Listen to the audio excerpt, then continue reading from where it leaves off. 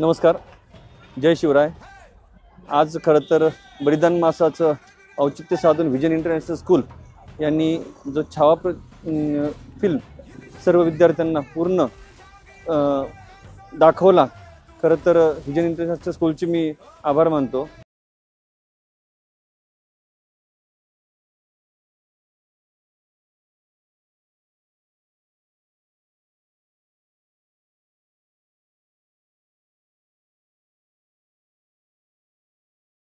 या स्कूलने हा जो पायंडा पाडला हा खूप गौरवास्पद आहे।